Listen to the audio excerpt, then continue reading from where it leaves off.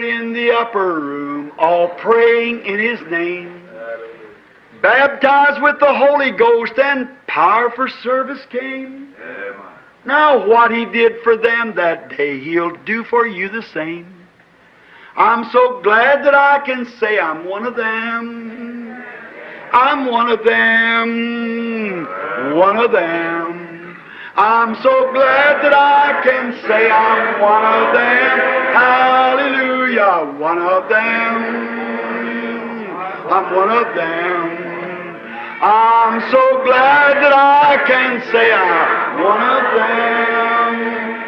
Though these people may not claim to be or boast of worldly fame, they have all received their Pentecost, baptized in Jesus' name, and they're telling now both far and wide, His power is yet the same. I'm so glad that I can say I'm one of them.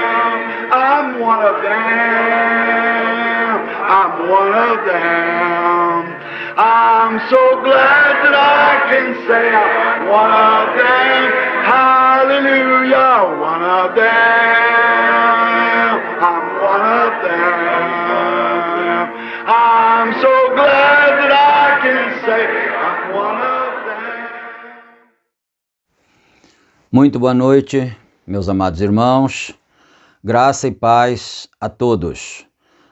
A partir de agora estamos começando mais uma vez uma programação de fé com hinos, com orações e com a mensagem poderosa da Palavra de Deus ao nosso favor.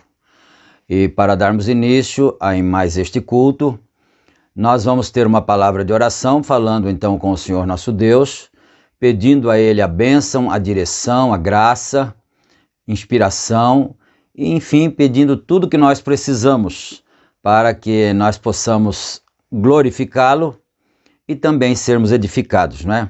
Vamos orar todos, orem comigo agora.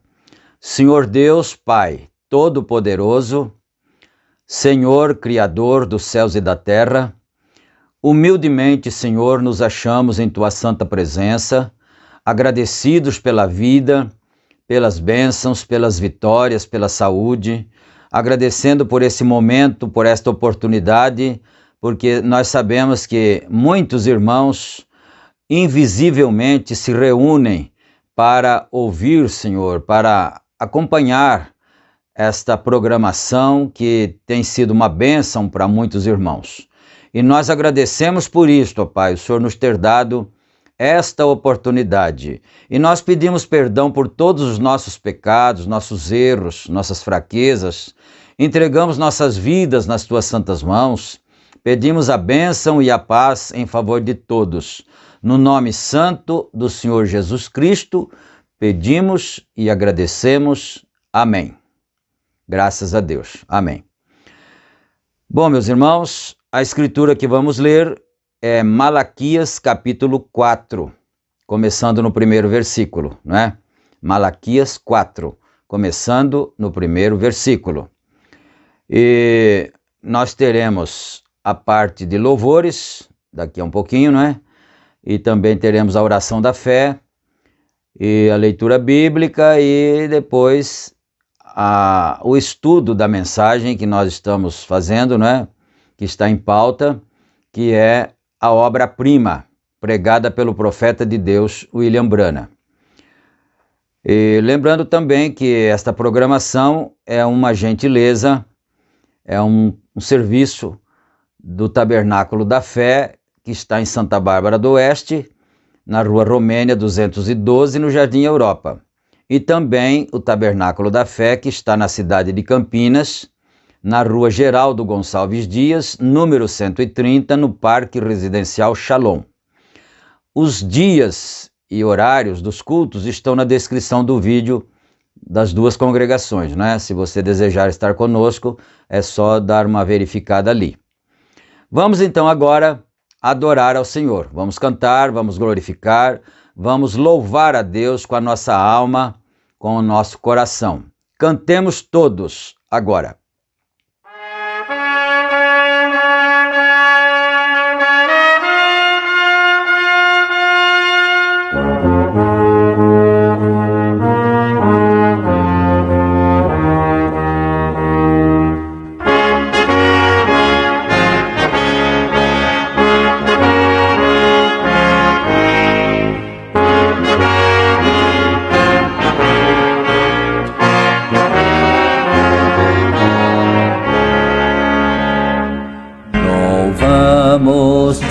Deus, pelo dom de Jesus, que por nós pecadores foi morto na cruz.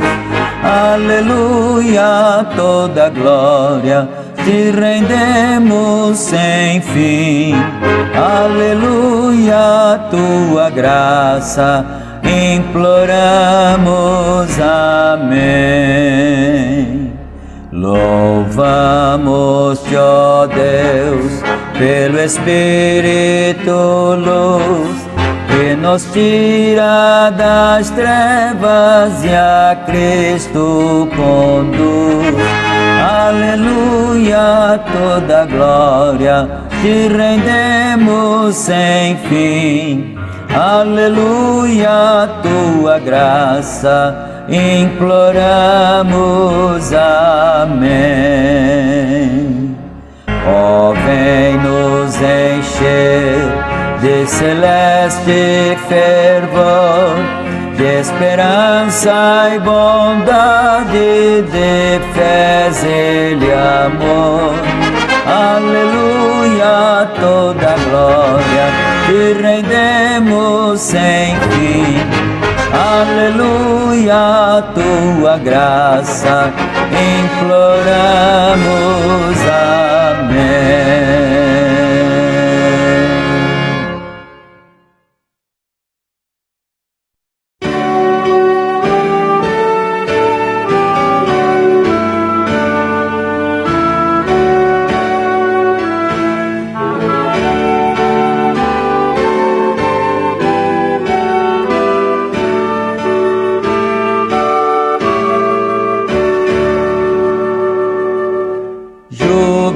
Jubilosos te adoramos, Deus da glória, Deus do amor.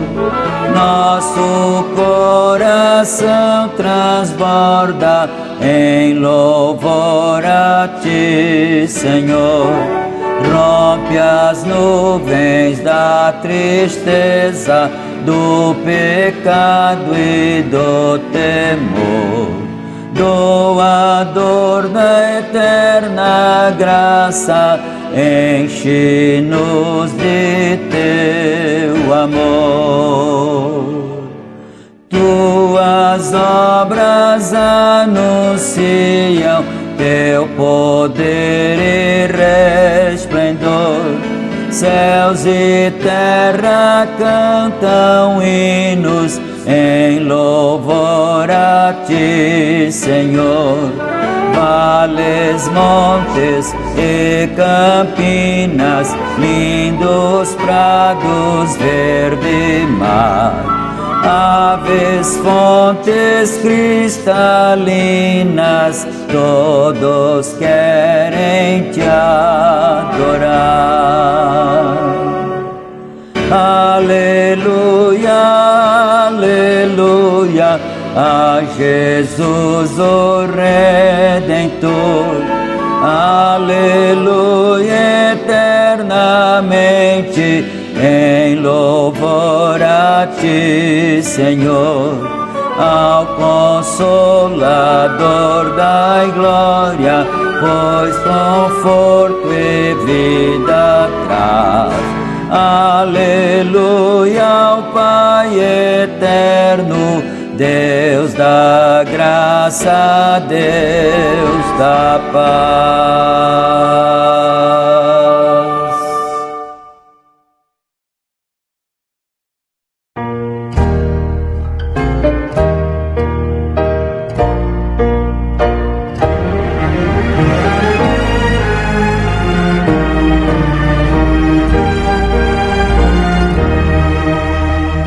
A Deus demos glória com grande fervor, seu Filho bendito por nós todos deu.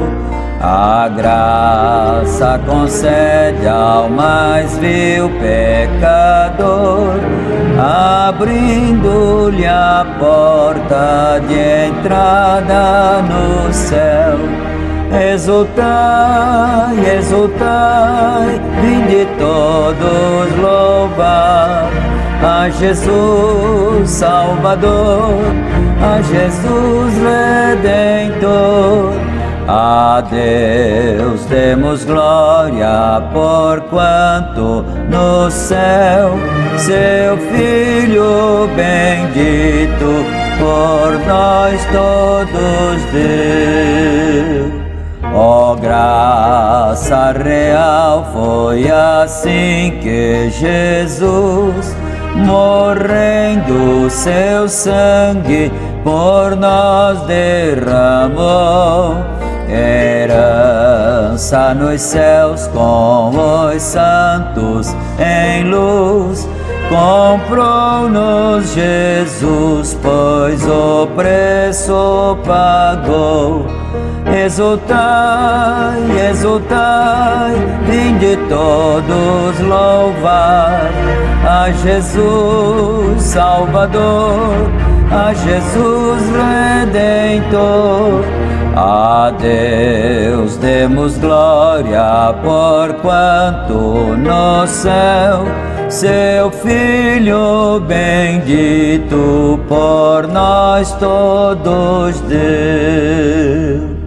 A crer nos convida tal prova de amor, nos merecimentos do Filho de Deus.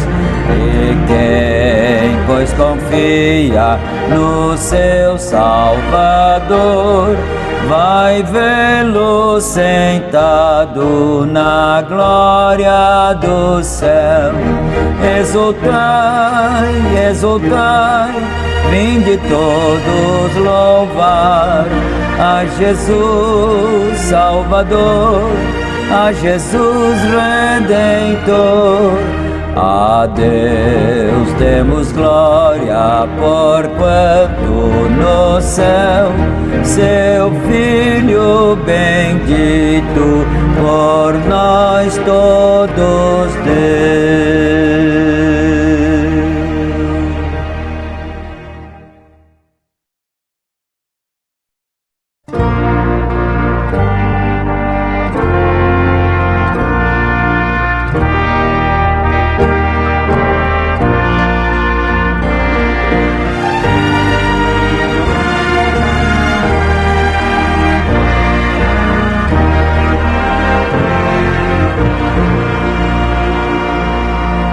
Santo, Santo, Santo, Deus onipotente, cedo de manhã cantaremos teu louvor. Santo, Santo, Santo, Deus Jeová triuno, és Deus excelso, nosso Criador. Santo, Santo, Santo, nós os pecadores não podemos ver tua glória sem tremor. Tu somente és santo, justo e compassivo, puro e perfeito, nosso Redentor. Santo, Santo, Santo, Deus onipotente, tua criação manifesta o teu amor. Antes de criares todo o céu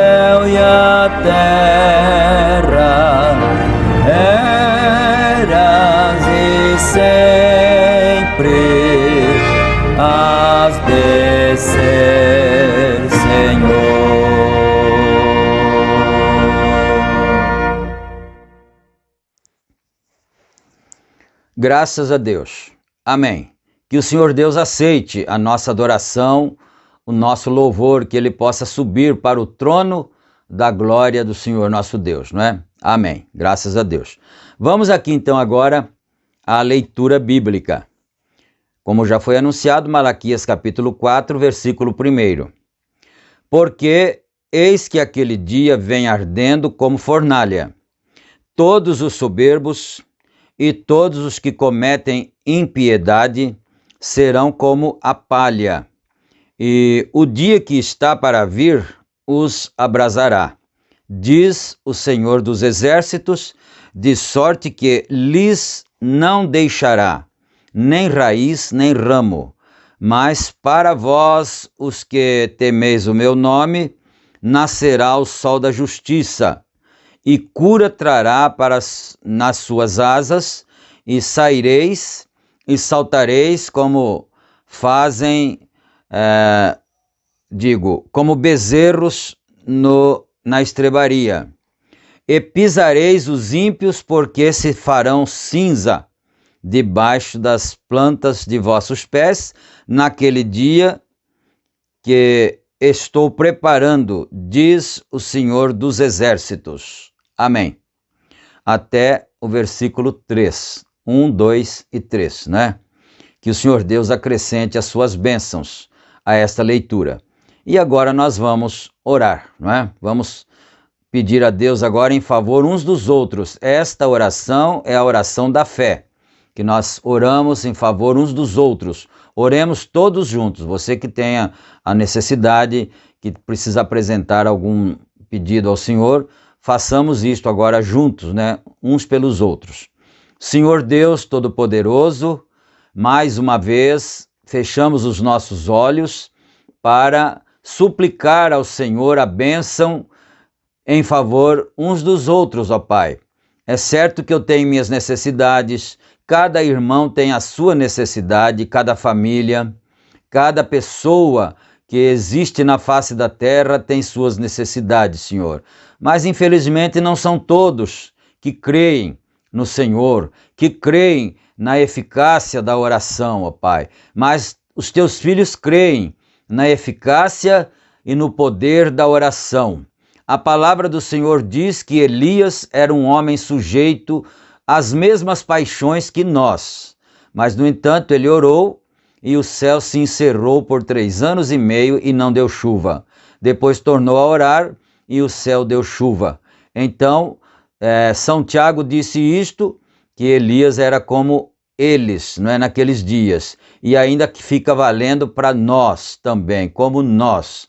Então nós cremos na eficácia, no poder da oração, e nós estamos orando em favor dos enfermos, dos aflitos, dos oprimidos, dos angustiados, daqueles que não veem saída para a sua situação, para o seu problema, mas o Senhor tem uma saída. O Senhor sempre tem uma saída, sempre tem uma solução. Senhor, então socorre cada um, ó Pai, que está precisando da bênção, da graça, da misericórdia do Senhor. O Senhor é misericordioso, o Senhor é complacente, é benigno. A palavra do Senhor diz que a benignidade do Senhor dura para sempre. Então nós colocamos cada necessidade de cada criança, de cada jovem, de cada velho. Ó Deus, guarda cada um debaixo da tua misericórdia, debaixo da tua bênção, ó Pai. Nós suplicamos humildemente neste momento e para a tua santa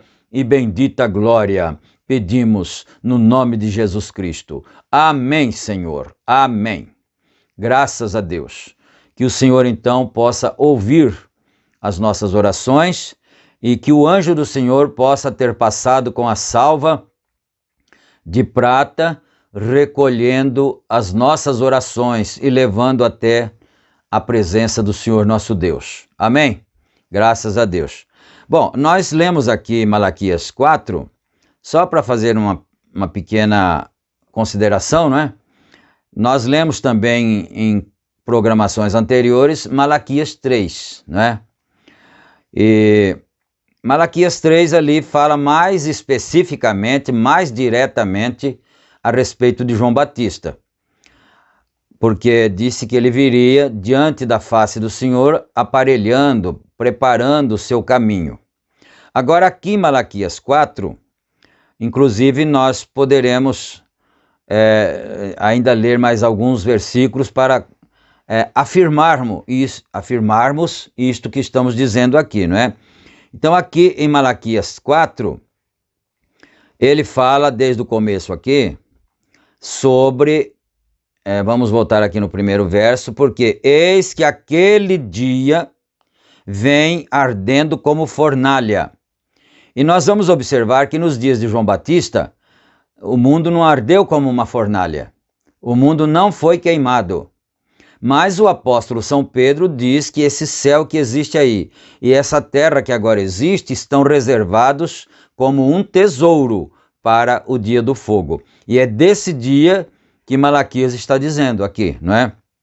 Então ele arderá como fornalha, e todos os soberbos e todos os que cometem impiedade serão como a palha, e o dia que está para vir os abrasará, diz o Senhor dos Exércitos.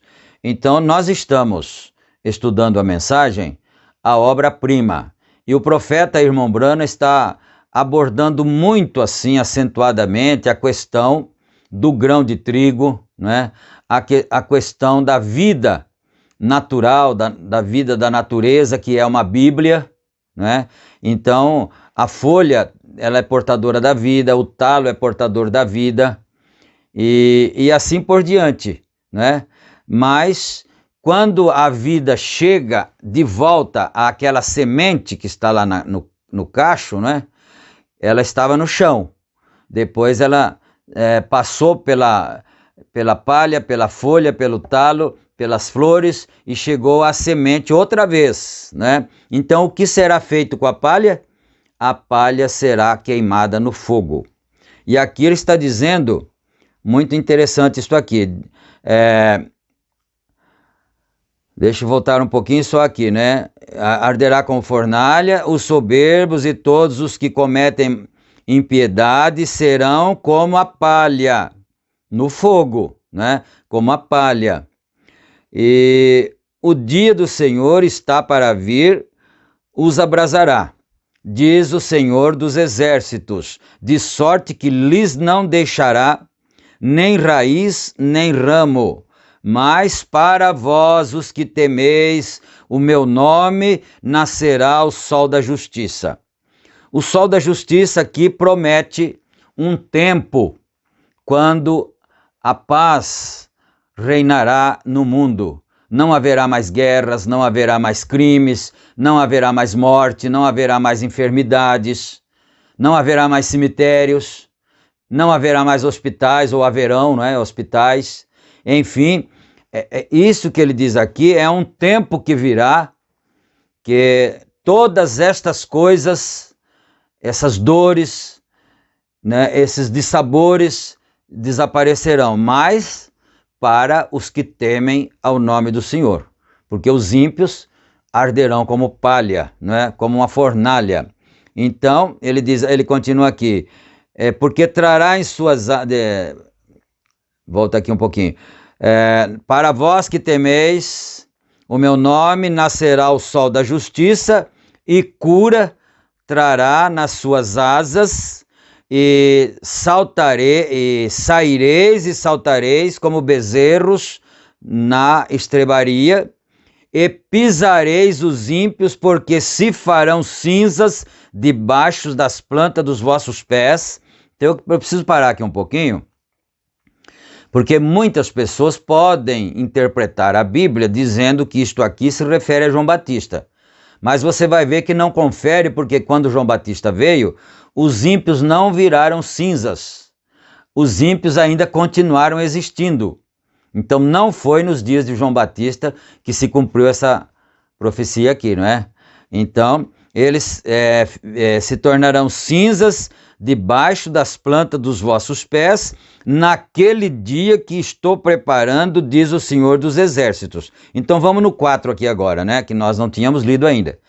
Lembrai-vos da lei de Moisés, meu servo, que lhes mandei em Horebe, para todo o Israel, a saber, estatutos e juízos.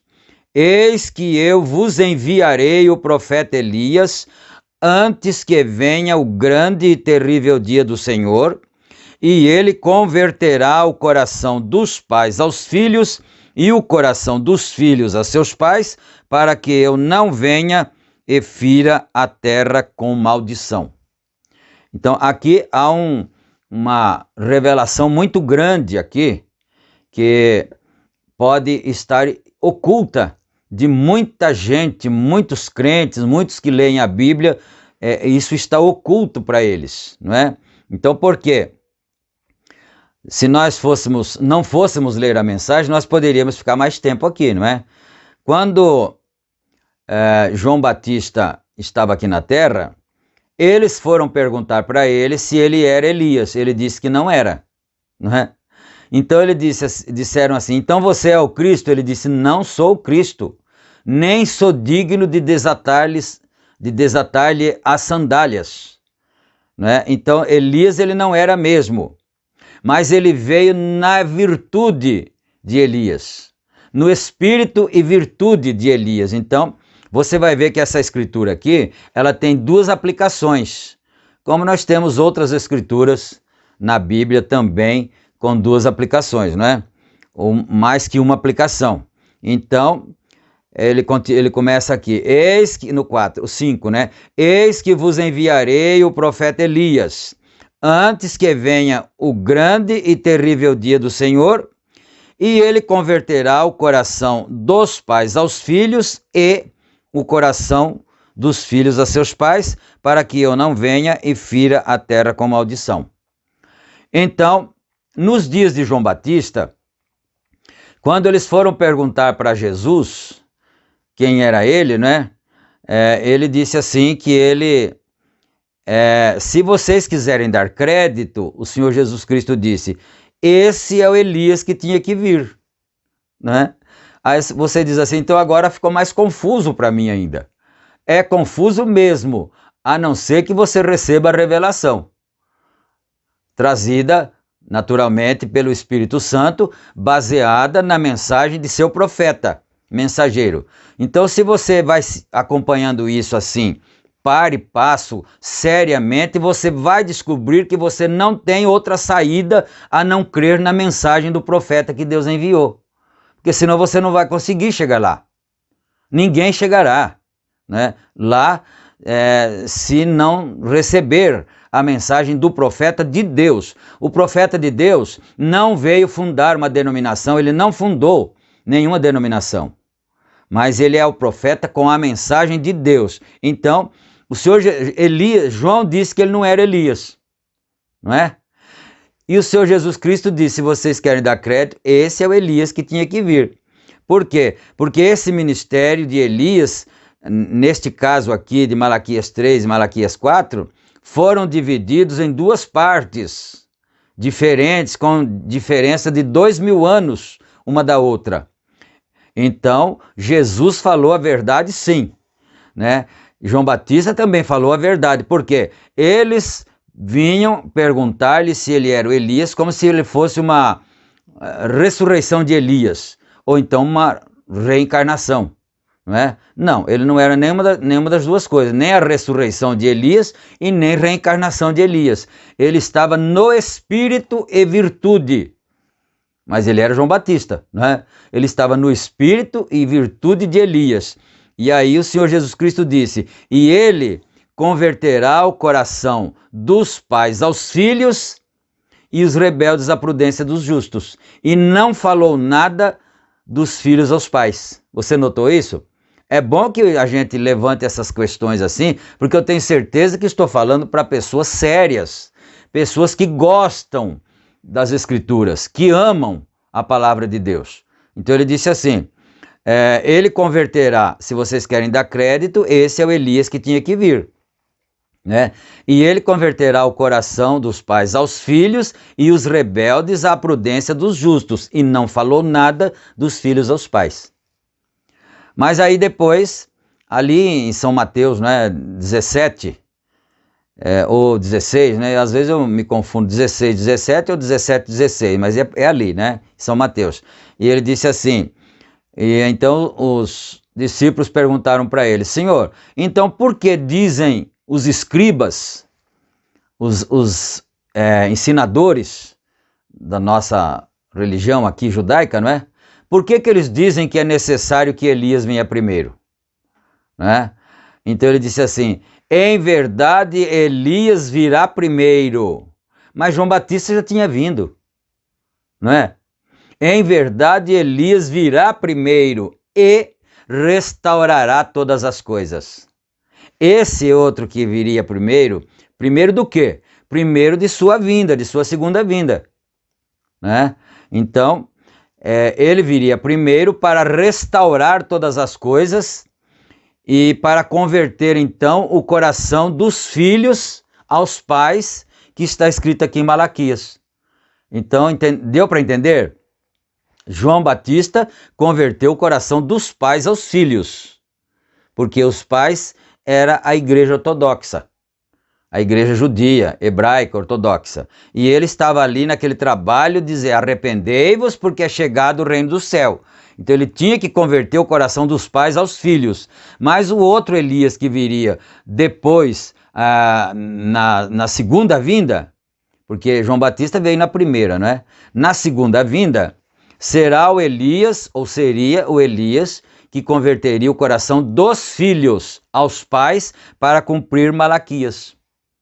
Deu para entender, não é?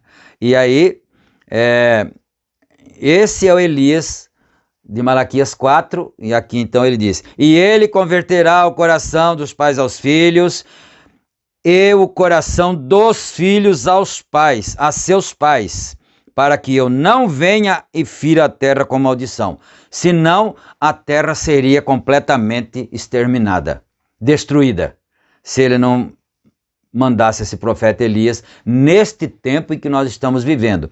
Porque quem são os filhos? Que filhos a que Malaquias está se referindo? Os filhos de Deus, não é? Nós somos os filhos de Deus neste tempo aqui. E nossa fé está sendo convertida ou convergida, né, como queiram, para a fé dos pais. E quem são os pais agora da igreja?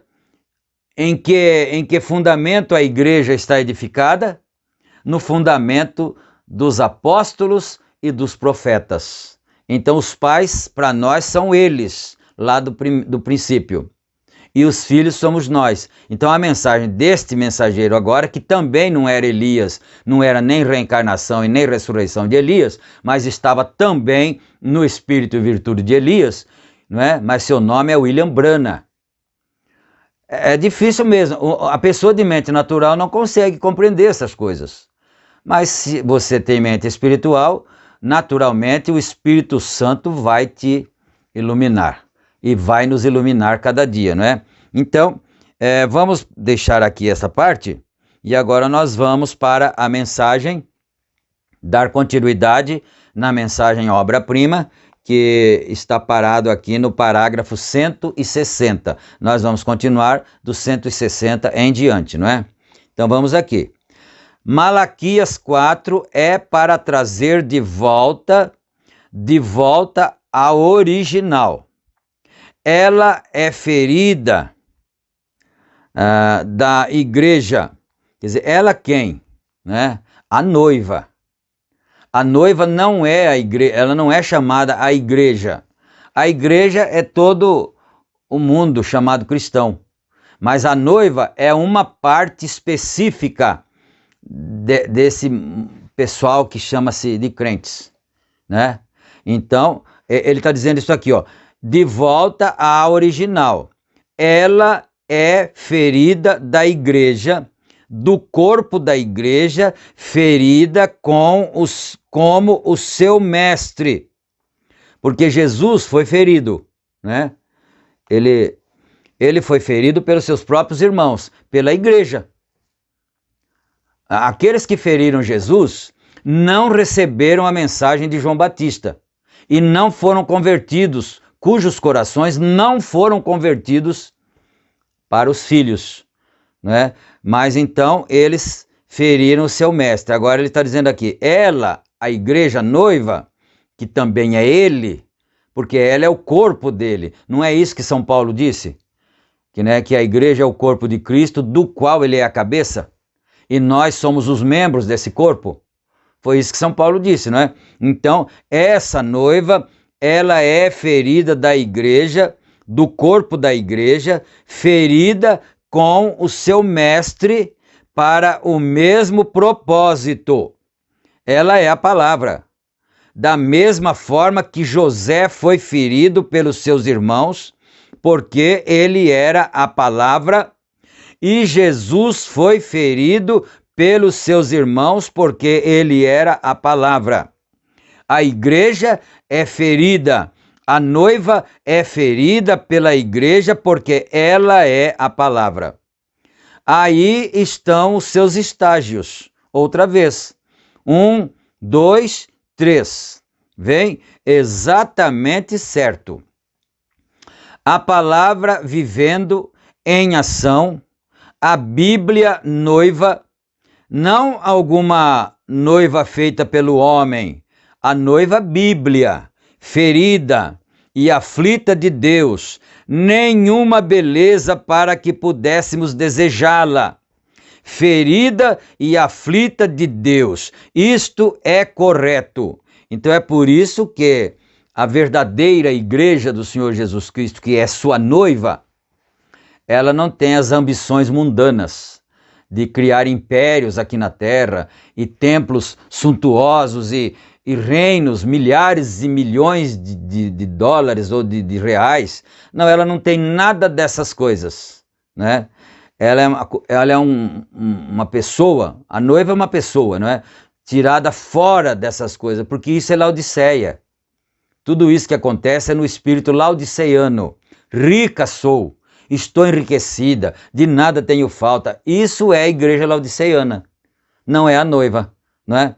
Então é correto, ela está sozinha, ela é ferida por todas as denominações, de acordo com o Apocalipse 3, ela é ferida e está fora da era da igreja de Laodiceia, na qual ela foi criada. Vem? Isso aqui é importante observar. Essa noiva de Cristo desta era nossa, ela foi criada dentro da era de Laodiceia. Mas ela saiu de lá. Ela está fora, né? Ela foi criada lá, mas ela está fora. Por quê? Da mesma maneira que a semente foi criada dentro da casca. Pode ser duro para entender, mas se você é eleito de Deus, se é filho de Deus, você entende e aceita e fica feliz, regozijante, com a alma regozijante. Graças a Deus, agora eu vi, posso ver. Aleluia, glória a Deus. Essa igreja foi levantada na era da igreja de Laodiceia. Essa é a sua casca. Mas se as outras foram... não podem vocês, pentecostais, verem isto?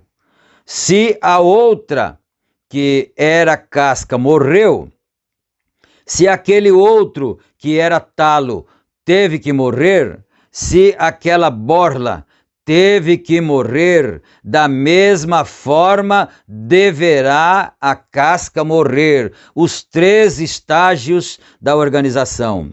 Eu, às vezes, quando estou lendo assim, eu me lembro de alguns acontecimentos, alguns fatos que aconteceram com a gente no passado, né? No ano de 1975, nós congregávamos em uma boa igreja, irmãos muito amados, não é? E a gente era muito feliz ali. Mas nós estávamos ouvindo a mensagem do profeta de Deus já há uns 3 anos.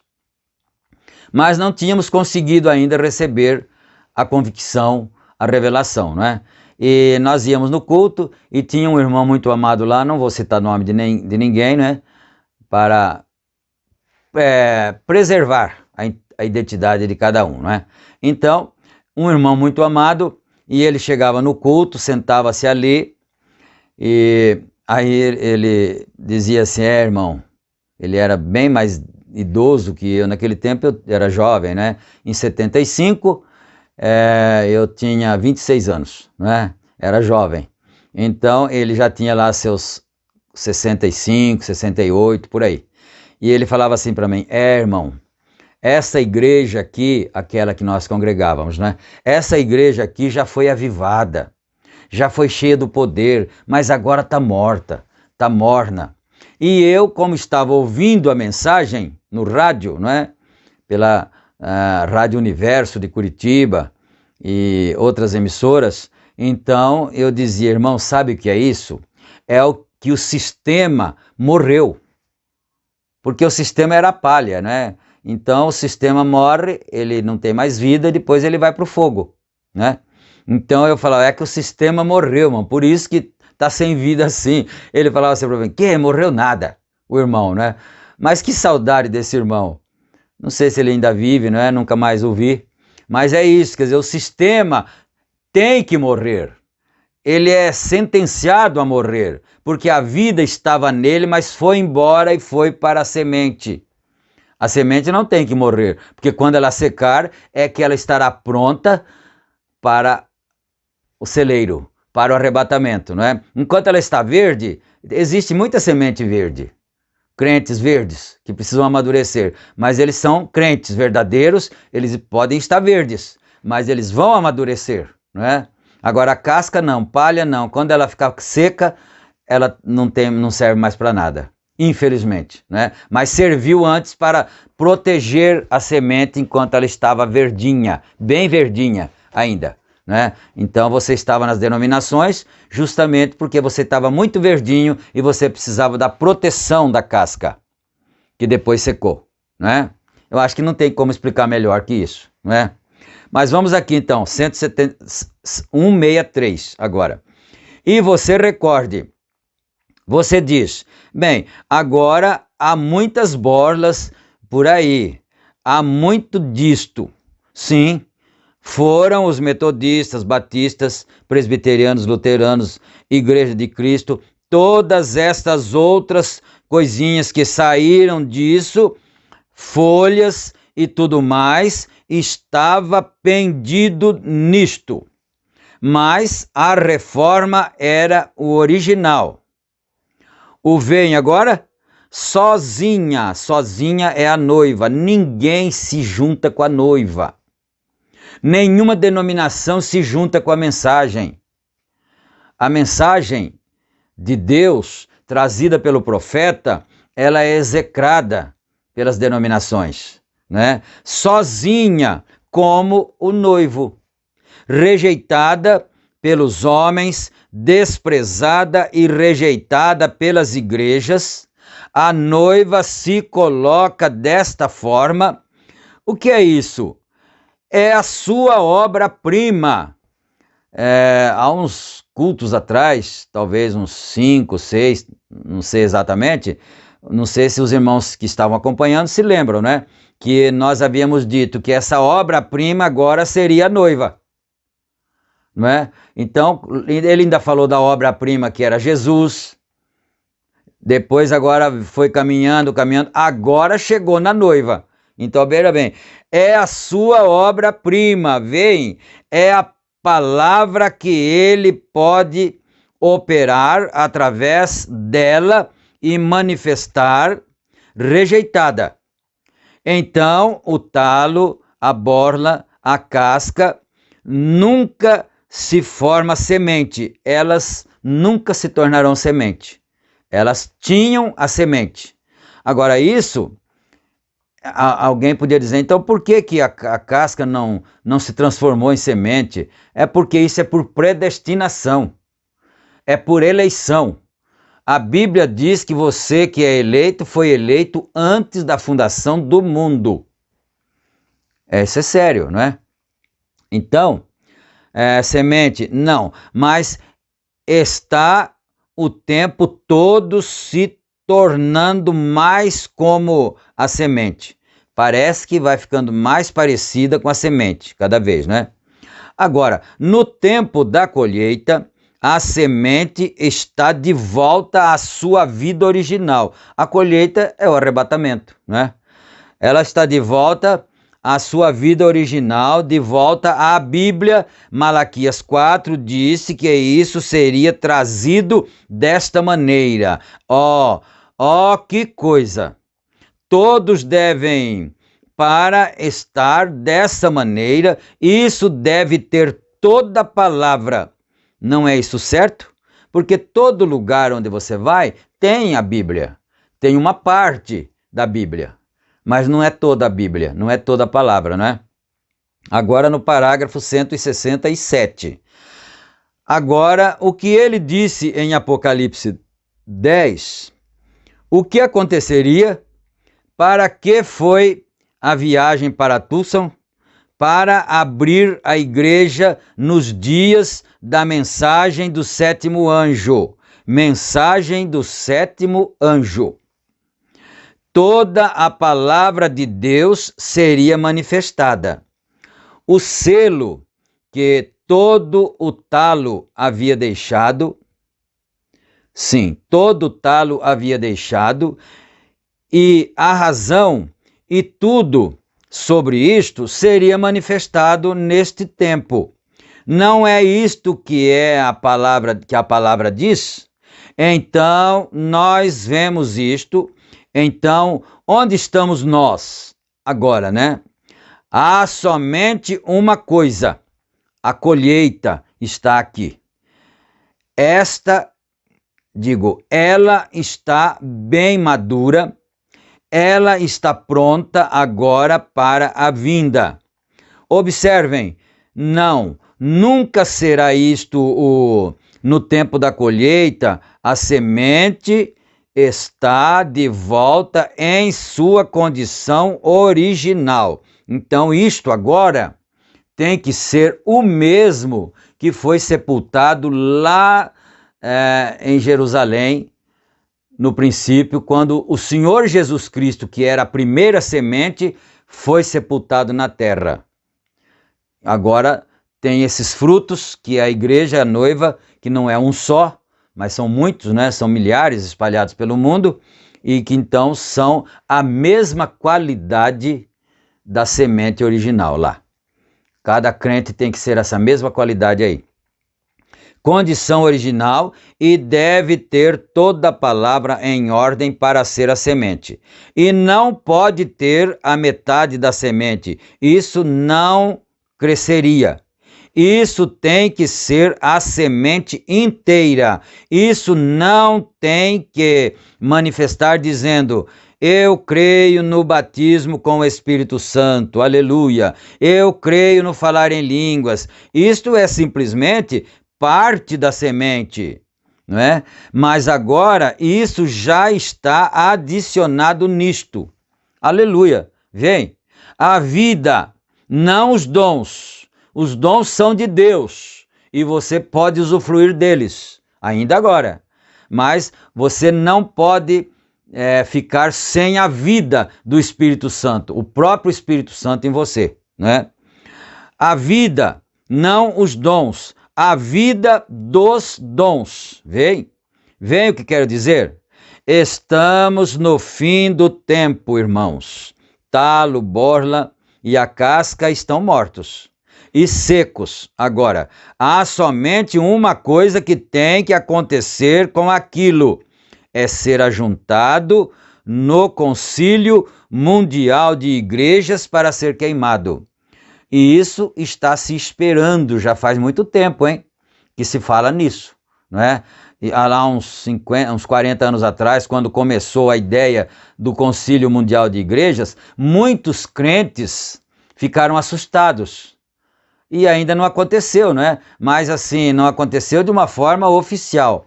Mas doutrinariamente já estão todos unidos. Você prestou atenção nisso? Todos são trinitarianos, todos têm o mesmo batismo nos títulos, Pai, Filho e Espírito Santo, e o verdadeiro batismo apostólico é em nome do Senhor Jesus Cristo, e assim sucessivamente. Quer dizer, oficialmente ainda não está havendo a confederação, o Concílio Mundial de Igrejas, mas espiritualmente já estão todos unidos, não é? A palavra tem se tornado carne exatamente como ele prometeu em Lucas 17 e Malaquias 4, e todos, veem, isto é certo, Apocalipse, toda a vida verdadeira que estava no talo, borla e casca está agora reunida na semente, pronta para a ressurreição, pronta para a colheita. O alfa tem se tornado o ômega, porque lá no princípio ele disse, eu sou o alfa e o ômega, lá em Apocalipse, né? Ele disse, eu estive morto, mas revivi, eu sou o alfa e o ômega. Jesus foi o alfa. Agora aqui é o ômega. Então ele disse, a igreja alfa e igreja ômega, né, tem se tornado ômega. O primeiro se tornou o último e o último o primeiro. A semente que chegou passou por um processo e se tornou semente outra vez. Aleluia! Glória a Deus! A semente que caiu no jardim do Éden e morreu ali, voltou daquela semente imperfeita que morreu ali, voltou à semente perfeita, o segundo Adão, porque Adão foi o primeiro Adão, Jesus foi o segundo Adão, não é? A primeira Eva que caiu e foi usada na segunda reforma, segunda vinda, está trazendo um filho agora, se tornou a verdadeira noiva outra vez, a semente de volta com a palavra original outra vez, o alfa e o ômega são o mesmo. Ele disse, eu sou o alfa e o ômega.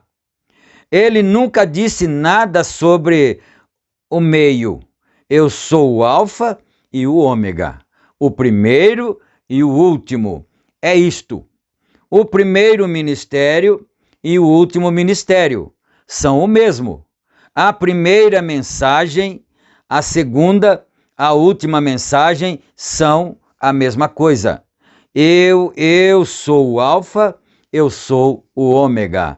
Haverá um dia que não será chamado dia nem noite, mas no entardecer haverá luz. Vê, alfa e ômega. Isso é o primeiro e o último. Ó, meus irmãos, poderíamos ficar horas nisso. A grande obra-prima de uma família. O segundo Adão, a segunda Eva, agora prontos para o jardim. Ele falou jardim lembrando do Éden, do jardim do Éden, né? Ele disse aqui, a segunda família, voltar um pouquinho aqui, né? Prontos, peraí, deixa eu voltar aqui um pouquinho, aqui. Adão, o segundo Adão, a segunda Eva, agora prontos para o jardim. Aí tem uma vírgula aqui, ele diz assim, o milênio. Amém? Então, o milênio vai ser o jardim do Éden. Deixa eu adiantar uma coisa aqui para os irmãos, né? Porque o Senhor Jesus Cristo vai governar a terra no milênio por 1000 anos, né?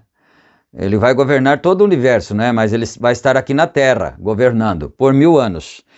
E Adão, o Senhor Deus disse para ele, lá no princípio, assim, você vai se lembrar da Escritura, ele disse assim, ó, essa árvore que está no meio do jardim, que é a árvore da ciência, do bem e do mal, não comam desse fruto, nem nele tocareis.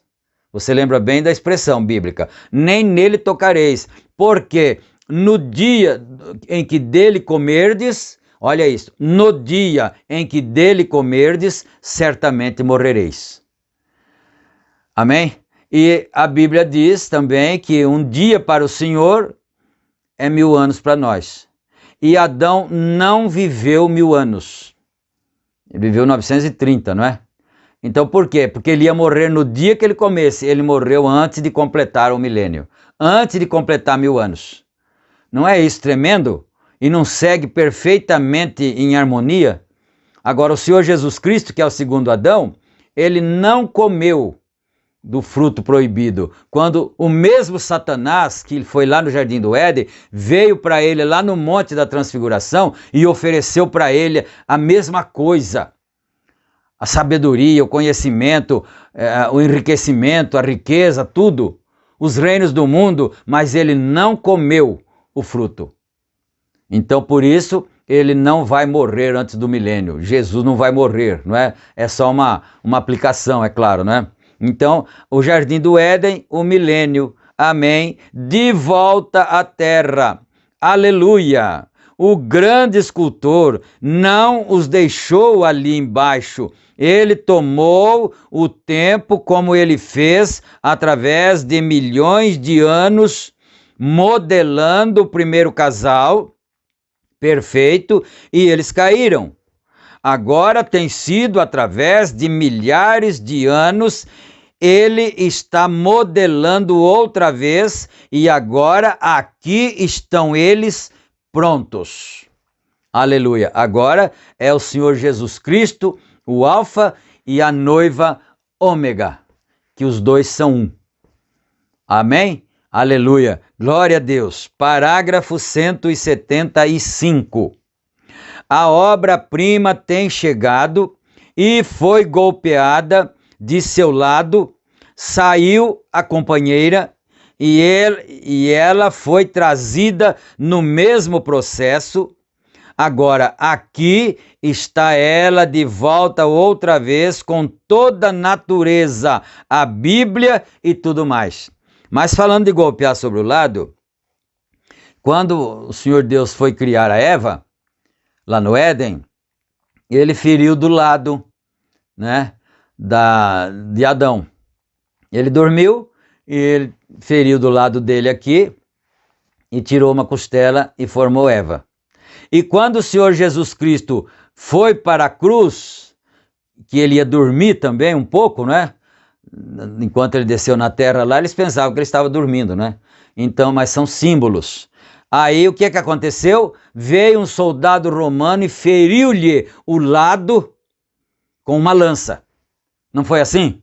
Foi, né? Feriu-lhe o lado com uma lança. E o que é que saiu daquela ferida? Água e sangue. E depois ele rendeu o espírito. Você viu? Ali saiu uma vida. Porque a vida é feita de água, sangue e espírito. Não foi isso que São João disse? 3 são os que testificam no céu: o Pai, a Palavra e o Espírito. E 3 são os que testificam na terra: a água, o sangue e o Espírito. Então, quando Jesus foi ferido ali com aquela lança romana, ali estava sendo gerada a sua noiva, a Palavra, que saiu do lado dele, da mesma qualidade.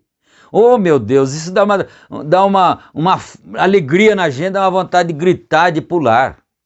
Que coisa maravilhosa! Não pode vocês verem isto, irmãos? Claro que podem, não é? Isso é maravilhoso ali, glória a Deus, bendito seja Deus. A natureza, a Bíblia e tudo mais, mostrando que aqui estamos. As nações estão se rompendo. Israel despertando, os sinais que a Bíblia predisse, os dias dos gentios estão contados. Veja, esse monte de lixo que temos, carregados de horrores, retornem, ó dispersos para os seus. Isto é certo, é melhor você entrar ali depressa se você vai. Estou preparando para concluir dentro de 5, 10 minutos aqui, né? Concluir a mensagem. Observe, a grande obra-prima da família. O marido e a esposa não podem ser verdadeiramente uma família, a não ser que eles sejam um. Marido e mulher tem que ser um, não é? Um. Eles têm que ser. Se eles não são, não será uma boa família. A esposa puxando para um lado e o marido para o outro, isso faria uma família horrível. Mas em acordo com amor um para com o outro, esta é a família. E agora aquela foi a obra-prima de Deus e todas as verdadeiras famílias aqui retratam aquilo.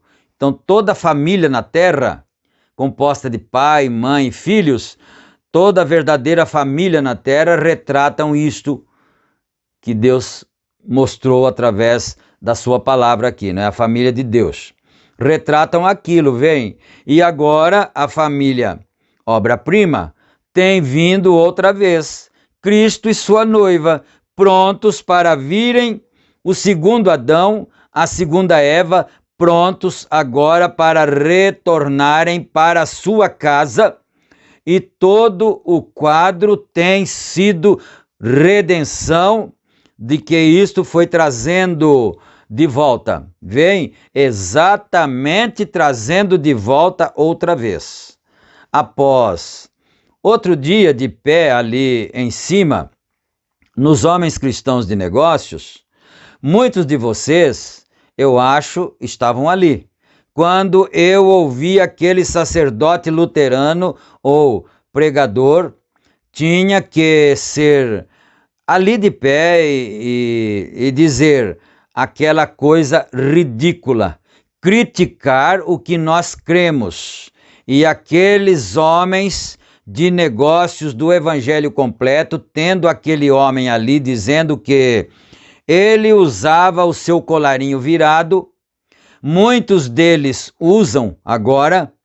Ele disse, agora as pessoas que perguntam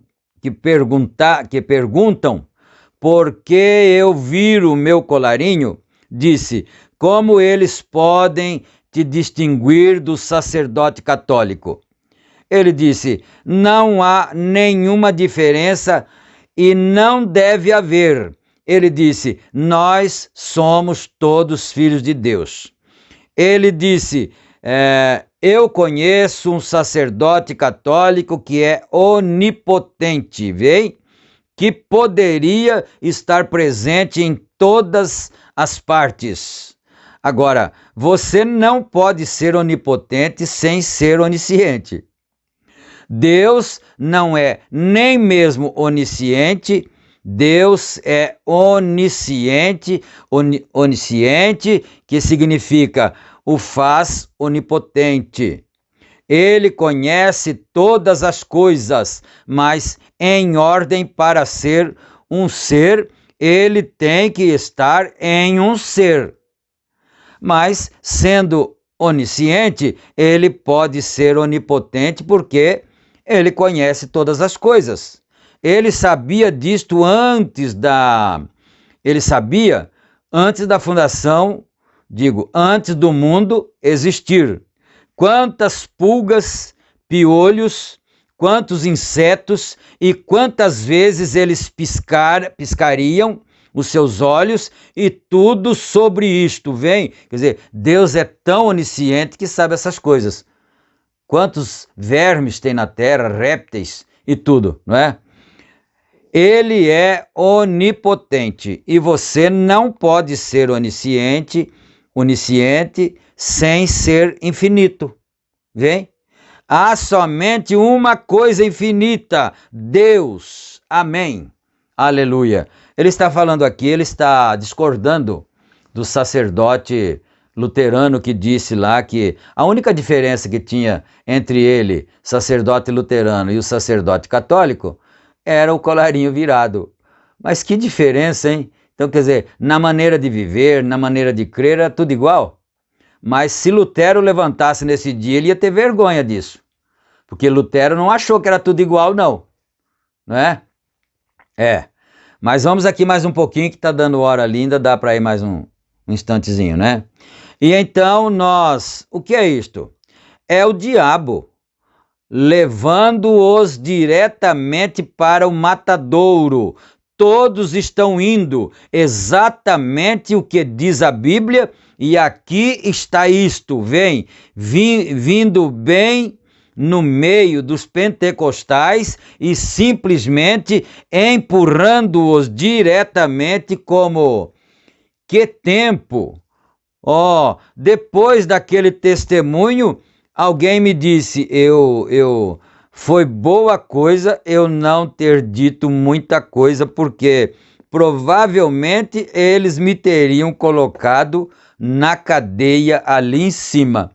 Mas eu pensei, aí está, o povo que é ensinado conhece, os sábios conhecerão o seu Deus naquele dia, disse Daniel. Sim, Senhor, vem, o sábio conhecerá seu Deus, eles estão esperando por essas coisas. Mas quando eu vi aquilo acontecer, e aqueles pentecostais ali de pé com ele, até mesmo Oral Roberts, olhou para mim assim, eu disse, ó, que coisa! O irmão Oral Roberts e o irmão Branham eram amigos, e quando o sacerdote luterano disse aquilo, né, Oral Roberts olhou para o irmão Branham disse, ó, que coisa, hein? Porém, ali de pé com cultura e educação, você sabe, e assim por diante. Esta não foi a maneira pela qual Deus poliu os seus. Ele não os pule com cultura, ele pule na humildade e poder da sua palavra manifestada, mostrando a forma do grão que caiu. Agora, alguém me disse, irmão Branham, há uma coisa que eu não consigo compreender a seu respeito. Eu disse, o que é? De pé ali na entrada. Eu creio que a irmã Dalke e os seus, depois que eu peguei na mão de Bill, e ali de pé com todos, e virando a esquina com um grupo de pessoas, um ministro passava com o colarinho virado, ele disse, por que é que você está sempre berrando com as pessoas? Então ele está falando desse irmão, que disse, eu não entendo uma coisa, irmão Branham, você é um homem bom, você é educado, né? E tudo, e não quer maltratar as pessoas, e por que você está sempre berrando com as pessoas?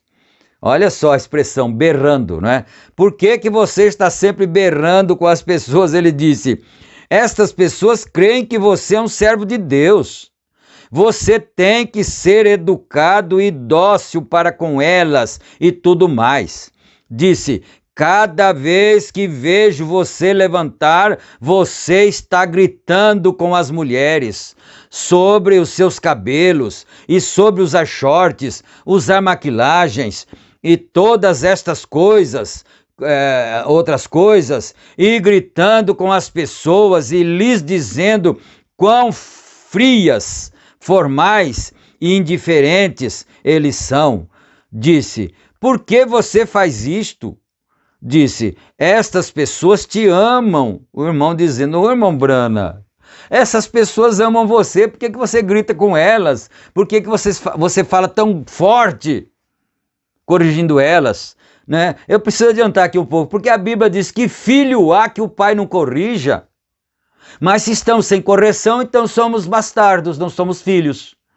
É por isso que o irmão Branham, segundo a expressão do irmão lá, né? É por isso que ele berrava com as pessoas, por isso que ele gritava, porque eles eram filhos amados de Deus e Deus precisava corrigi-los através do seu profeta. Aleluia, glória a Deus. Como pode você ser um amado filho de Deus e fazer uma coisa como esta? O irmão está repreendendo ele ainda, né? Eu pensei, Senhor, deixe-me responder a este homem inteligente, vem. Simplesmente me deixe responder-lhe de algum modo que possa fazer com que ele se enforque com sua própria corda. Eu disse, Senhor, você alguma vez já leu sobre o grande compositor, o grande compositor chamado Beethoven? Ele disse, certamente, eu leio sobre Beethoven. Eu disse, provavelmente ele encheu cestos de pedaços de papéis, rasgados, mas ele deu ao mundo obras-primas. Beethoven, né? Eu preciso terminar esse parágrafo aqui. Ele não voltou a abrir sua boca para dizer outra palavra. Eu disse, quando ele estava assentado em seu escritório, sob a inspiração, ele escrevia algo. Ele ia a seu escritório e tocava aquilo. Não estava certo, ele amassava aquilo e jogava no cesto. Mas quando ele terminava em toda a inspiração, o mundo tinha uma obra-prima. Oh, como a palavra corta, mas ele produz obras-primas. Tire fora toda a casca e talo, isto faz obra-prima. Então ele respondeu para o irmão dessa maneira. Então Beethoven ia começando a escrever, não ficava bom, ele amassava e jogava no lixo. O cesto de lixo dele estava cheio, mas enquanto não ficava perfeito, ele não aproveitava aquilo. Amém. Graças a Deus. Que Deus nos ajude, não é? Vamos orar agora agradecendo o Senhor?